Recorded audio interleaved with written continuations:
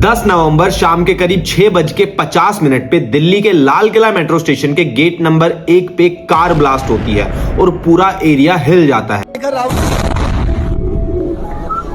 शोर, चीखे, भागते हुए लोग और हर तरफ बस केओस। और इस इंसिडेंट के अंदर 8 लोगों की जान चली गई और करीब 20 लोग इंजर्ड हो गए। और जहां ये इंसिडेंट हुआ, मैं उस जगह से बस 5 से 6 किलोमीटर दूर रहता हूं, इसलिए मेरे लिए तो ये इंसिडेंट बहुत ही शॉकिंग था। और इस इंसिडेंट के बाद में सबके मन में एक ही सवाल है कि क्या ये एक एक्सीडेंट था या फिर किसी की सोची समझी प्लानिंग। क्योंकि जब आप थोड़ा पीछे जाके सारे डॉट्स को कनेक्ट करते हो तो कुछ चीजें ऐसी मिलती है जो कि सिंपल कोइंसिडेंस तो नहीं लगती है। देखो, दिल्ली के बीचों बीच रेड फोर्ट जैसे हेरिटेज स्पॉट के पास में इतना बड़ा एक्सीडेंट होना कोई नॉर्मल बात नहीं है, क्योंकि एक हाई सिक्योरिटी एरिया है। यहाँ पे बहुत सारे चेक पॉइंट्स हैं, यहाँ पे बहुत सारे सीसीटीवी कैमरा लगे हुए हैं और इसीलिए लोग ये स्पेकुलेट कर रहे हैं कि अगर ये एक सोची समझी साजिश है तो ये कितनी बड़ी प्लानिंग हो सकती थी। आई विटनेस ने बोला कि गाड़ी सिग्नल पे खड़ी थी, फिर अचानक से धमाका हुआ और गाड़ी से फ्लेम्स निकलने लगी। इनफैक्ट आसपास की गाड़ियां भी जल गई। देखा एक इंसान का हाथ पूरा फड़ा हुआ, ये आप देख सकते हैं, पूरी उंगलियां, पूरे आदमी का छींचड़ा उड़ चुके थे। उसके बाद फिर हमने आगे वो साइड में देखा तो इंसान का फेफड़ा पड़ा हुआ था।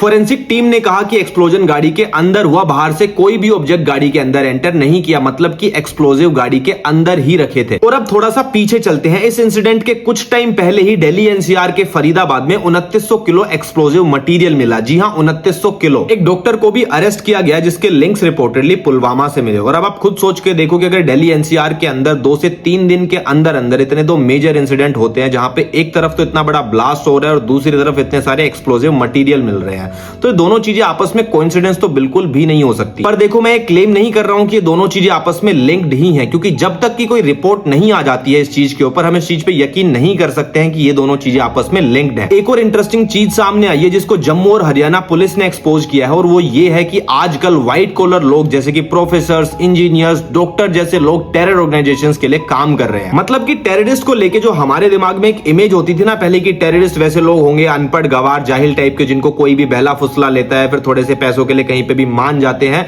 उस तरीके के लोग टेररिस्ट बनते होंगे। लेकिन आज के टाइम पे तो पढ़े लिखे व्हाइट कॉलर लोग टेररिस्ट बन रहे हैं। और उमर, जो कि दिल्ली वाले इस इंसिडेंट का प्राइम सस्पेक्ट है, वो भी एक पढ़ा लिखा इंसान है। इनफैक्ट वो प्रोफेशन से एक डॉक्टर है। सोचो, प्रोफेशन से एक डॉक्टर इंसान, और इस तरीके के इंसानों पे ना यूजुअली कोई शक भी नहीं करता है। आप खुद सोच के देखो कि कोई इंसान जो कि प्रोफेशन से डॉक्टर हो, क्या उस पर कोई शक करेगा कि यार ये आदमी कभी टेररिस्ट भी हो सकता है। अब उस शाम की बात करते हैं जिस शाम को ये सारा का सारा इंसिडेंट हुआ था। तो बेसिकली लाल किला के मेट्रो स्टेशन के गेट नंबर 1 पे सिग्नल पे ये गाड़ी रुकी हुई थी, और जैसे ही सिग्नल खुलने वाला था तो खुलने से पहले ही गाड़ी के अंदर से धमाका होता है और एक ऑटो, एक ई रिक्शा और 2 बाइक वाले इस इंसिडेंट की चपेट में आ जाते हैं। लोकल्स ने बोला कि उस गाड़ी के अंदर एक इंसान बैठा हुआ था जिसके हाथ में एक फोन था। तो हो सकता है कि उसको किसी ने फोन पे ऑर्डर देके काम करवाया हो, या फिर उसके पास में ऑलरेडी रिमोट हो, या फिर उसने मैन्युअली एक्सप्लोजिव को ट्रिगर किया हो। इनमें से कोई भी चीज हो सकती है। अभी तक पुलिस ने कुछ कंफर्म नहीं किया है, लेकिन अगर इस धमाके की इंटेंसिटी को देखा जाए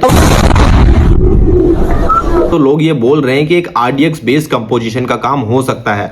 और अगर इस धमाके के अंदर आरडीएक्स बेस्ड कंपोजिशन का यूज हुआ है तो ये किसी एमेच्योर का काम तो नहीं हो सकता है, क्योंकि आरडीएक्स किसी आम आदमी के हाथ लगना बहुत ही मुश्किल और नामुमकिन सी बात है। और देखो, इस इंसिडेंट को ना बिल्कुल भी लाइटली तो ले ही नहीं सकते हैं, क्योंकि सबसे पहली बात तो ये है कि ये इंसिडेंट दिल्ली में हुआ है, हमारे देश की कैपिटल सिटी के अंदर, और दूसरा लाल किले के आसपास में।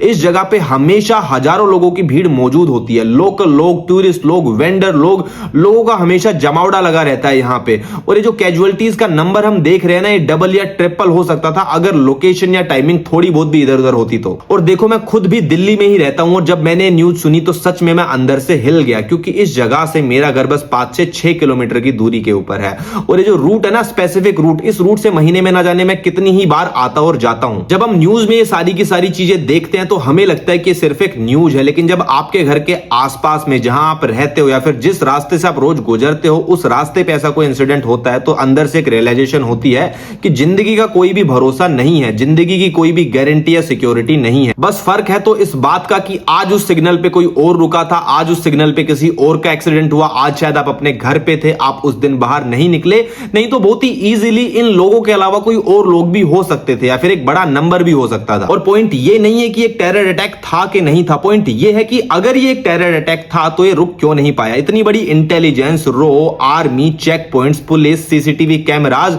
होने के बाद भी अगर बार बार इंडिया पे टेररिस्ट अटैक होते रहेंगे तो फायदा क्या है इन सब चीजों का। शायद ये चीजें बार बार इसलिए रिपीट हो रही हैं क्योंकि हमारी सरकार जब ये इंसिडेंट हो जाते हैं तो उसके बाद में इन सब चीजों के ऊपर ध्यान देती है, ना कि उससे पहले। और अब देखो एंड में मैं आप लोगों को यही बोलना चाहता हूं कि पूरे तरीके से सरकार और पुलिस पे निर्भर मत रहो, खुद की भी आंखें थोड़ी सी खोल के रखो, यहां वहां इधर उधर देखो, और अगर कुछ चीज सस्पिशियस लगती है तो उसको प्लीज रिपोर्ट करो। अब अगर आप चाहते हो कि मैं इस इंसिडेंट की नेक्स्ट अपडेट्स को भी कवर करूं तो do hit the subscribe button and drop a comment.